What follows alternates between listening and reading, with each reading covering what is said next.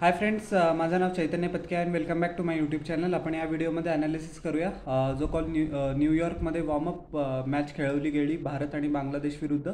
भारतासाठी एकच warm up match होती आणि आपण हा सामना कम्फर्टेबली अक्षरशः एकदम चांगल्या परिस्थितीत 60 धावांनी जिंकला. रिझल्ट मॅचचा काही डाऊटमध्येच नव्हता, कारण आपण बांगलादेशपेक्षा लाख पटीने सुपिरियर टीम आहे इन एनी फॉर्मॅट. T20मध्ये तर सोडूनच द्या. बॅटिंग आपण पहिले केली आणि 182 धावा केल्या, 5 विकेट्स आपण गमावल्या, 16 एक्स्ट्राच बांगलादेशी बॉलर्सनी कन्सिड केले.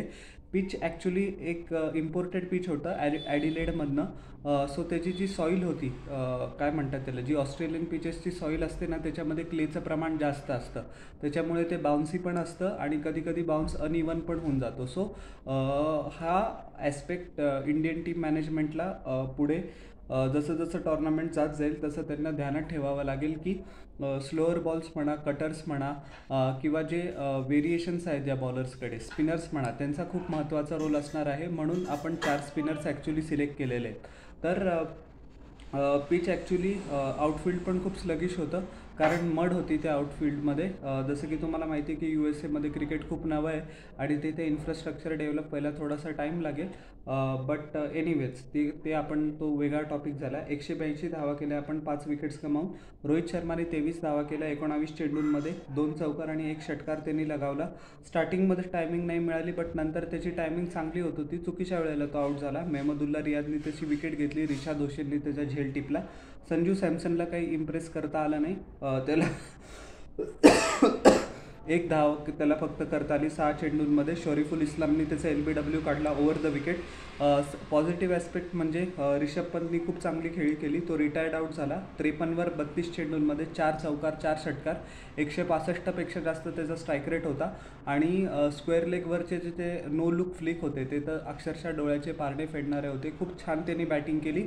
106 त्यांनी लगावला ऑफ स्पिनरला बांगलादेशी. शाकिब अल हसनला मिड विकेटच्या वर, लॉंग ऑनच्या वर 6 मारला त्यांनी. सो त्याचं टायमिंग एकदम चांगलं आहे. टीम इंडियासाठी खूप चांगले संकेत आहेत हे.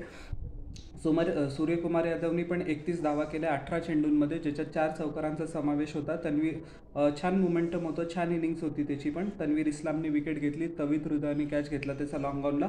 शिवम दुबेने बॅटिंगमध्ये स्ट्रगल केलं पण बॉलिंगमध्ये चांगला परफॉर्मन्स केला.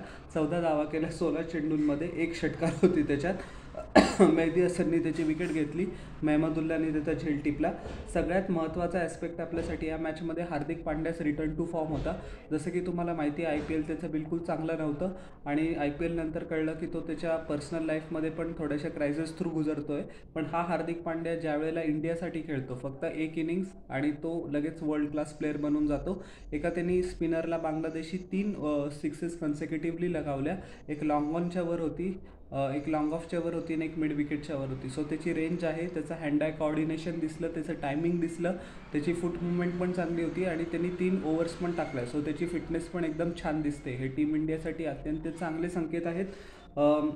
40 धावा त्यांनी केल्या 23 चेंडूंमध्ये, 4 षटकार, 2 चौकार, 173पेक्षा जास्त त्याचा स्ट्राईक रेट होता. हार्दिक पांड्या नॉट आऊट राहिला आणि रवींद्र जडेजाने 4 रन्स केले 6 बॉलमध्ये. मेहदी हसननी बांगलादेशसाठी 4 over 22 run 1 wicket.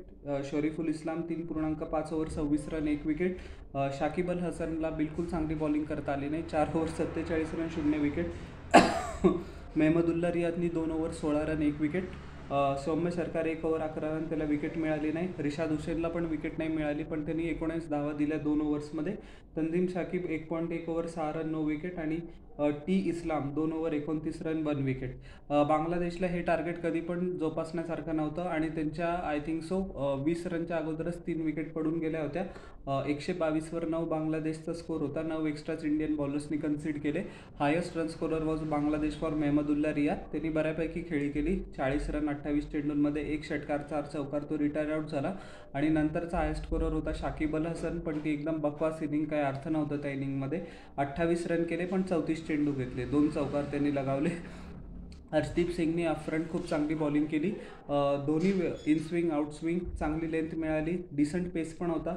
3 over 12 run 2 wicket. Jasprit बुमराहनी 2 ओव्हर टाकल्या, 12 रन 1 विकेट. शेवटी शाकिब अल हसनच्या बाउन्सरनी त्याला कॉट आऊट केलं. सिराजने 3 ओव्हर 17 रन 1 विकेट. चांगली बॉलिंग केली, त्याचं पण IPL चांगलं नव्हतं त्याच्या स्टँडर्ड्सच्या मानाने. सो हा परफॉर्मन्स त्याचा कॉन्फिडन्स नक्की रेज करणार. हार्दिक पांड्यानी 3 ओव्हरमध्ये 30 धावा देऊन 1 विकेट घेतले. अक्षर पटेलनी 2 ओव्हरमध्ये 10 धावा दिल्या पण 1 विकेट घेतली. त्यांनी पण छान बॉलिंग केली. शिवम दुबे पण त्यांनी कटर्स चांगले टाकले, व्हेरिएशन केलं. 3 over 13 runs 2 wicket. Ravindra Jadeja 2 over 11 run, त्याला विकेट मिळाली नाही पण चांगले त्यांनी अक्षरशः टिपिकल रवींद्र जडेजाची स्टंप टू स्टंप बॉलिंग केली. आणि कुलदीप यादवनी 2 ओव्हर 15 रन 9 विकेट. सो आपण 8 बॉलिंग ऑप्शन्स यूज केले. हे वॉर्मअप गेम आहे, तुम्ही 15च्या 15 प्लेयर्स पण वापरू शकता ॲट व्हेरियस इंटरवल्स. हे ICC तुम्हाला परमिट करतं.